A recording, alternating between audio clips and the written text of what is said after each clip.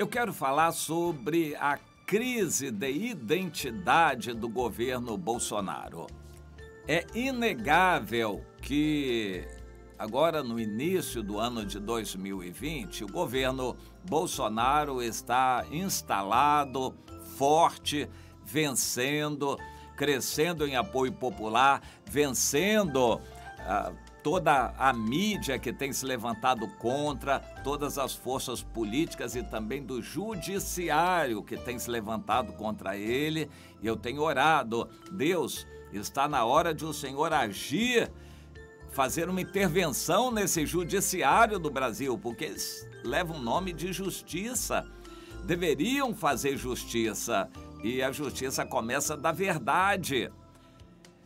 A gente tem que entender, no mundo a justiça não visa a justiça verdadeira, mas visa a legalidade. São conceitos diferentes. No entanto, nós ansiamos para que a justiça humana esteja sintonizada com a justiça de Deus, com a verdade.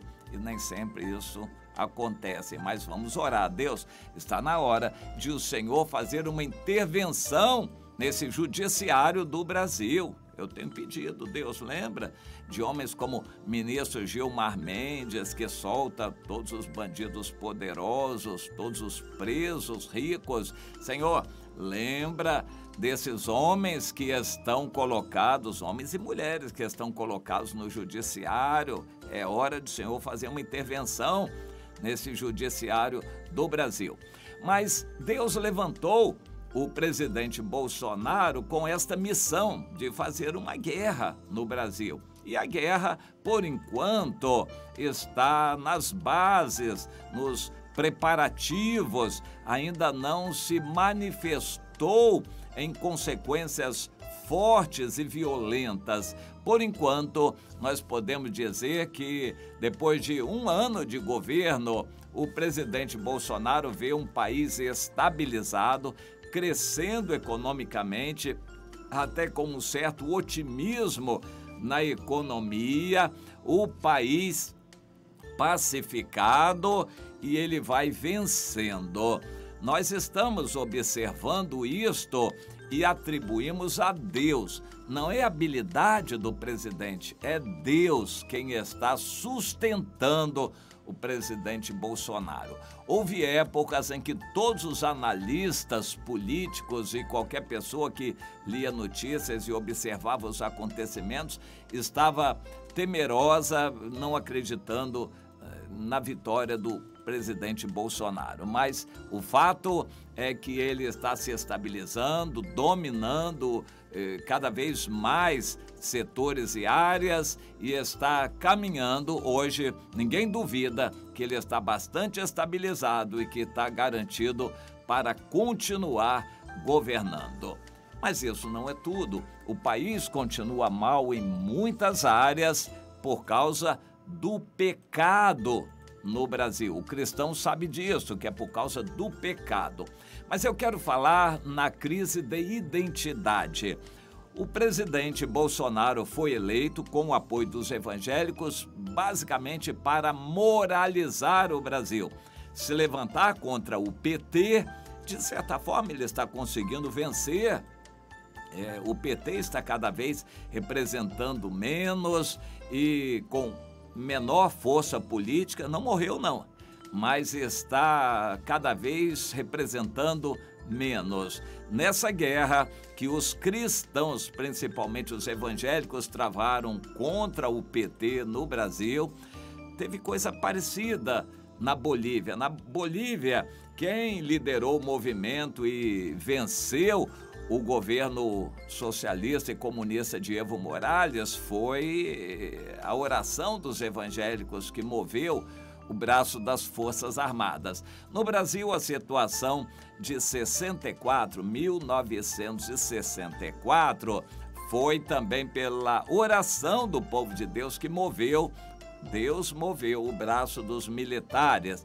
Dessa vez é um pouco diferente. Os militares vieram pelo voto, porque Deus moveu as circunstâncias em atendimento ao clamor dos evangélicos que se sentiam muito oprimidos com a organização das forças de esquerda, o PT no poder e a corrupção generalizada.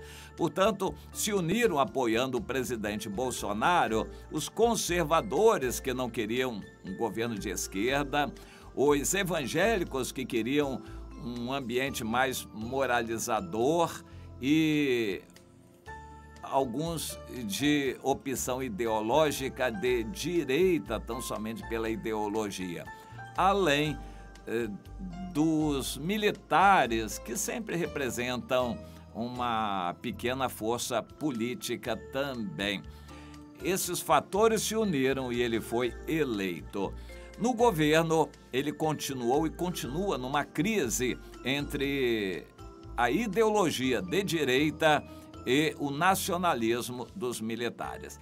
O ambiente militar é muito minado. Há uma quantidade imensa de militares corporativistas, basicamente unidos pela maçonaria, são os militares que não querem muita coisa, eles querem apenas estar bem, querem que o país tenha ordem e estar bem. Eles defendem o Brasil não se meter com Venezuela, não apoiar Estados Unidos, não se meter no Oriente Médio. Esses militares querem uma vida calma e tranquila para eles se promoverem, chegarem ao final da carreira, uns ajudando os outros, uma mão lavando a outra. É mais ou menos essa ala corporativista. Uma parte dos militares tem uma ideologia bem forte de direita e pouquíssimos, mas também tem, militares têm uma ideologia de esquerda. Os militares não são unidos. O Bolsonaro quer e vai continuar a querer unir os militares. Ele é o comandante supremo das Forças Armadas e os militares sabem disto. Mas o ambiente corporativista no meio militar é muito complicado. Bolsonaro se apega muito ao general Heleno, um homem muito íntegro, correto, mas que já demonstrou e tem demonstrado em manifestações públicas as ideias dele que representam as ideias de uma grande ala militar. Por exemplo, atualmente estão cozinhando ou fritando o ministro da Educação, que é um homem de direita, um ideólogo de direita, Weintraub, e eu desconfio que ele é descendente de judeu também.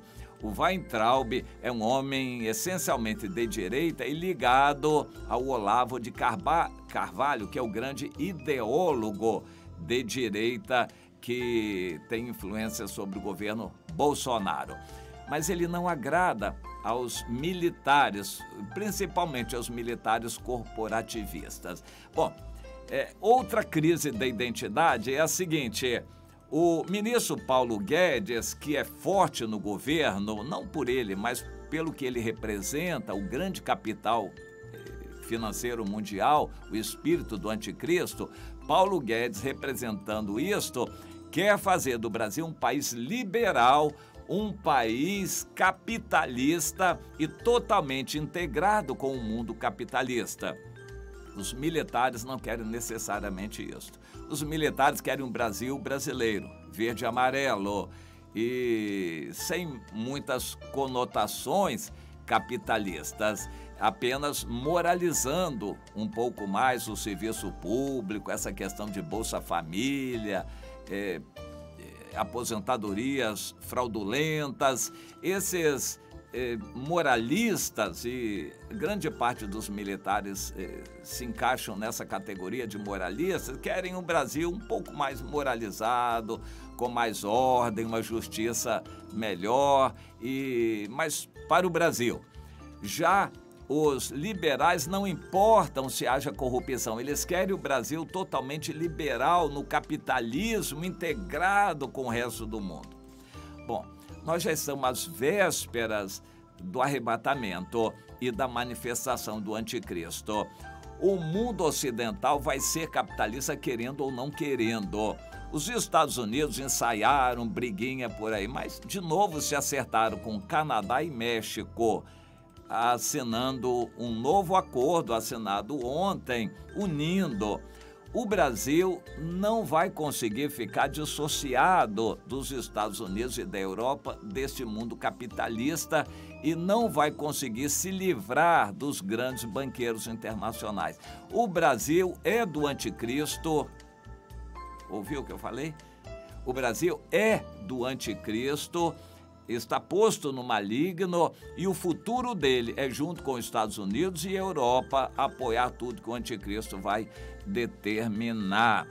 Porém, ainda existem muitos dentro do governo que não querem o Brasil tanto assim, querem um Brasil mais independente. Então vamos negociar com Índia, vamos negociar com China, vamos valorizar o Mercosul, vamos procurar diversificar nossa economia com Israel, com outros países do Oriente. Não vamos ficar totalmente ligados ao Ocidente. Não vai dar, não tem jeito. Querendo ou não querendo, o Brasil vai ser arrastado porque é um subsidiário desse sistema capitalista e desse mundo ocidental que vai ser governado pelo anticristo. O Brasil está nessa direção. Então, essa linha do ministro Paulo Guedes vai ser imposta de um jeito ou de outro sobre o Brasil. Mas e a linha ideológica? Essa linha ideológica não tem futuro, essa linha ideológica de direita não tem futuro. Mas o presidente Bolsonaro está, então, assim, entre esses fogos amigos, entre esses ataques de gente de dentro do governo buscando uma identificação que não tem ainda. O governo Bolsonaro não tem. Ele tem sido coerente nas medidas tomadas, quer ser um governo de direita, conservador, a favor dos evangélicos, moralizante, um governo em parte liberal, mas essas coisas não são totalmente conciliáveis. Algumas vão dar briga e tem havido brigas muito grandes dentro do governo. E o presidente Bolsonaro está consciente de que ele precisa agradar um pouco mais os militares e precisa olhar com um olhar crítico esse Olavo de Carvalho, esse ideólogo de direita. E ele precisa encontrar o seu caminho. Bom, isto visando uma continuidade em paz, mas não é o que Deus nos revela. Um irmão teve uma visão, e eu vou contar para encerrar essa reflexão, a respeito do Brasil. Era um barco à vela. A vela estava levantada e havia cordas amarradas na vela que eram seguras pelos tripulantes, todos que estavam no barco. E segurando a corda, esticando a vela, o barco estava caminhando bem, é o Brasil. Mas começaram a relaxar. Todos os que seguravam a corda, simbolizando os crentes que oram, que intercedem, começaram a relaxar e se acomodar. É o que está acontecendo com os evangélicos no Brasil, por exemplo. Começaram a relaxar, segurar as cordas mais frouxamente e a vela começou a ficar mais solta. Mas o mar era calmo, de repente o mar se empolou, começaram a vir as ondas e o vento embolou a vela do barco e o barco começou a balançar, balançar e grande parte dessas pessoas que seguravam as cordas foram lançadas para o mar. O que significa isto?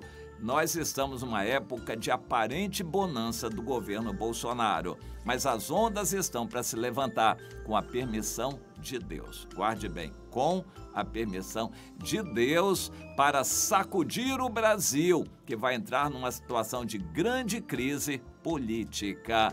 E a consequência vão ser muitas mortes e muita agitação no Brasil. Para quê?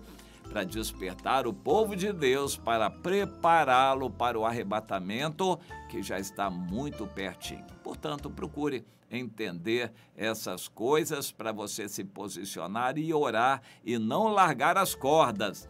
Agora é hora de orar muito mais. O povo de Deus tem que orar muito mais.